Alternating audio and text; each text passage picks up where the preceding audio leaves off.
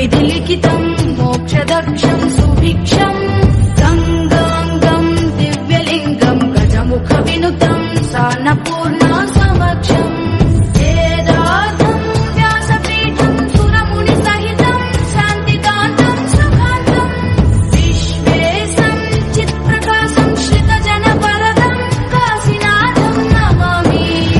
ओंकारं सृष्टिसारं विधिलिखितं मोक्षदक्षं